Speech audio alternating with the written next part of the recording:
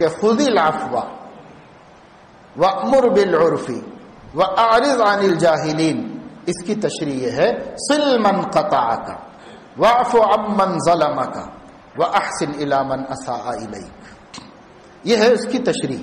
وہ تفسیر بھی آسمان سے ہی آئی، اللہ تعالیٰ نے ہی حضرت جبرائیل سے بھیجی تفسیر۔ کیا؟ جو تم سے قطع رحمی کرے تو تم جا کے صلہ رحمی کرو اپنی طرف سے۔ یہ تو سب ہی کرتے ہیں کہ جو صلہ رحمی کرے وہ بھی صلہ رحمی ہے، جو اپنے سے ٹوٹے ہوئے اب اپنے سے ٹوٹے ہوئے ہیں۔ ہم کہتے بھی ہیں جو ہم سے اچھا ہے تو ہم اچھے ہیں، جو ہم سے برا ہے تو ہم اس سے برے۔ تو اللہ نے فرمایا یہ نہیں کریں گے آپ اور آپ کی امت، یہ نہیں کریں گے۔ یہ بات پیچھے چلی گئی، یہ بات پیچھے چلی گئی کہ ہم اچھوں سے اچھے بروں سے برے، یہ پیچھے چلی گئی، پچھلے زمانے کے ساتھ چلی گئی۔ اب آپ کا دور آیا ہے، آپ کا تو شاہانہ دور ہے، آپ کا تو سب سے اونچا دور ہے۔ اب یہ ہدایت دی جا رہی ہے کہ کوئی آپ سے رشتہ توڑے تو آپ آگے بڑھ کے جوڑیے۔ یہ کافی نہیں ہے کہ بھائی میں تو نہیں توڑا وہ توڑ لیے ہیں وہ جانے، یہ کافی نہیں۔ آپ نہیں توڑے ہیں صحیح ہے، اس نے تو توڑا ہے، اب ٹوٹا ہوا تو ہے، اس ٹوٹے ہوئے کو وہ آگے بڑھ کے نہیں جوڑتا جس نے توڑا ہے، تو جس نے نہیں توڑا ہے وہ آگے بڑھ کے جوڑے اس کو۔ مگر جوڑنا پڑے گا، ٹوٹا ہوا رکھو گے تو اللہ کی رحمت سے محروم رہو گے۔ اللہ کی رحمت چاہتے ہو، گھر میں برکت چاہتے ہو، خاندان میں برکت چاہتے ہو، آمدنی میں برکت چاہتے ہو تو ٹوٹا ہوا رشتہ جوڑو۔ یہ مت دیکھو کہ کس نے توڑا ہے، اس نے توڑا ہے یا میں نے توڑا ہے، یہ مت دیکھو۔ اگر تم نے توڑا ہے تو بھی جا کے جوڑو، اور اگر اس نے توڑ لیا ہے تو بھی جا کے جڑو اس سے۔ نہیں جڑو گے تو خدا کا غضب آئے گا، خدا کی رحمت نہیں آئی۔ یہ اعلیٰ درجے والی بات کہہ رہے ہیں۔ اللہ نے فرمایا کہ وہ جو اخلاق تھے پچھلے نبیوں کے وہ بھی اچھے تھے، لیکن آپ کو لِأُتَمِّمَ مَكَارِمَ الْأَخْلَاقِ، وہ جو اچھے اخلاق پیغمبر لائے تھے ان اچھے اخلاقوں کی تکمیل کرنے کے لیے آپ کی بعثت ہے۔ اور جب آپ تکمیل کیسے ہوگی کہ بھئی پہلے یہ تھا کہ کوئی ظلم کرو تو حضرت موسیٰ علیہ السلام کی شریعت میں یہ تھا کہ بدلہ لینا فرض تھا۔ حضرت عیسیٰ علیہ السلام کی شریعت میں معاف کر دینا فرض تھا۔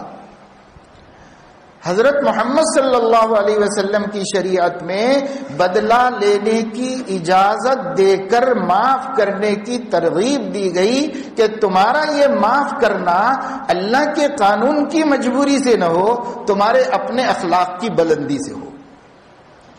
یہ تو وہاں جو معاف ہوتے تھے عیسوی شریعت میں جو معاف کیا جاتا تھا، کسی کا جی بھی نہیں چاہ رہا ہوگا مگر کیا کریں بھائی اللہ ناراض ہو جائے گا اس لیے معاف کرنا ہے، معاف کرنا پڑے گا، تو خیر اس کو اللہ ثواب تو دے گا، لیکن اس کا معاف کرنا اللہ کے اخلاق کی وجہ سے تھا، اور امت محمدیہ کا معاف کرنا اپنے خلق کی وجہ سے ہے جو نبی کے صدقے میں امت کو دیے گئے، ان اخلاق کی وجہ سے کہ ہم بدلہ لینے کی اجازت رکھتے ہیں لیکن معاف کرتے ہیں تاکہ اخلاق اتمم مکارم الاخلاق، تمہارے اخلاق پچھلے تمام نبیوں کے اخلاق سے بلند، ان سے اونچے اخلاق ہو۔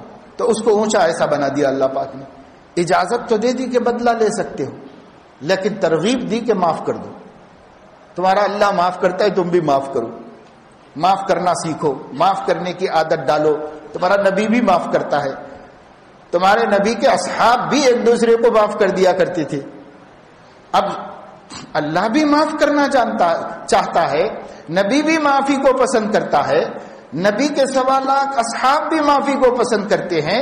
یہی تو دیکھنے کی 3 چیزیں ہیں کہ ہمارے مولا کس کو اچھا سمجھتے ہیں، ہمارے نبی کس کو اچھا سمجھتے ہیں، ہمارے نبی کے اصحاب کی زندگیوں میں ہمارے نبی نے کیا خلق گھولے ہیں، کس رنگ میں رنگا ہے ان کو دیکھو۔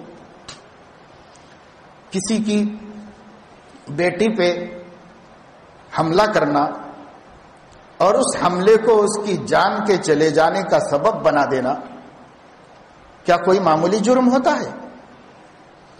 ہر بات اپنے سینے پر ہاتھ رکھ کر اگر اللہ نے اس کو بیٹی دی ہے تو اس بیٹی کے بارے میں تصور کرے کہ وہ بیٹی کہیں سفر میں جا رہی ہو اور کوئی دشمن مل جائے اور اس پر نیزے سے حملہ کر دے، وہ بیٹی حاملہ ہو اور اس کا حمل ضائع ہو جائے اور اس کے جسم میں زہر گھل جائے اور اسی زہر سے تکلیفیں اٹھاتے اٹھاتے اٹھاتے کچھ دنوں کے بعد اس کی موت آ جائے.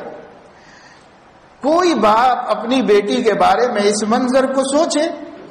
وہاں سے سیدہ زینب کو ہٹا دو, اپنی بیٹی کو رکھ کے سوچو کیا کچھ گزرتی ہے. اور وہ جس نے ایسا کیا ہے اس کے بارے میں ہمارے جذبات کیا ہو سکتے ہیں, ہمارے خیالات کیا ہو سکتے ہیں اس کے بارے میں. لیکن ایک بد نصیب نے, جو اس وقت تک بد نصیب تھا, حبار بن الاسود, سیدہ زینب ہجرت کر کے مکے سے مدینہ جا رہی تھی, رسول اللہ کی بڑی بیٹی. اس نے نیزہ مارا راستے میں, آپ کا حمل ضائع ہوا, پیٹ پھٹا, کسی طرح سنبھال کے پہنچی مدینہ منورہ, علاج بھی کیا گیا لیکن وہ زہر خون میں داخل ہو چکا تھا. اسی زہر کی تکلیف سے بالآخر دنیا سے پردہ کر گئی, انتقال فرما گئی. اس کے بعد مکہ فتح ہوا.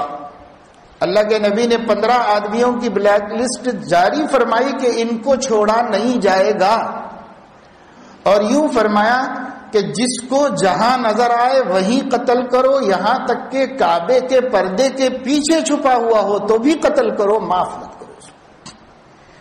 وہ 15 میں حبار بن الاسود کا نام بھی تھا.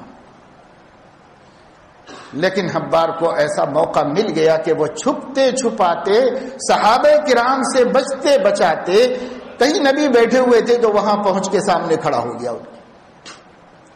نبی کی موجودگی کی وجہ سے کسی کو تلوار اٹھانے کی ہمت نہیں ہوئی. کسی نے کہا کہ یہ حبار ہے, آپ نے فرمایا جانتا ہوں میں حبار ہے, لیکن نظر اٹھا کے نہیں دیکھا. پھر حبار نے کہا کہ یا رسول اللہ, میں اللہ کو ایک مانتا ہوں, آپ کو اللہ کا رسول مانتا ہوں, کیا میرا اسلام آپ قبول نہیں فرمائیں گے؟ تو فرمایا کہ جاؤ تمہارا اسلام قبول ہے. اسلام قبول کر لیا, اور وہ حبار بن الاسود بھی رسول اللہ کے اصحاب میں شامل ہو گیا. رسول اللہ کے اصحاب میں شامل ہو گیا. احسان بھی کیا تو کتنا بڑا احسان کیا. صحابی بننے سے بڑا کوئی شرف نہیں ہے, نہ ولی بنو نہ قطب غوث, کتنے مرتبے ہوں گے ولایت کے, لیکن صحابی بننے سے بڑا ولایت کا کوئی مرتبہ نہیں ہے. انبیاء کے بعد صحابہ سے کوئی بڑا نہیں, صحابہ سب سے بڑے ہیں. اس جماعت کا فرد بن گیا کون؟ وہ جو ان کی بیٹی کی موت کا سبب بنا تھا.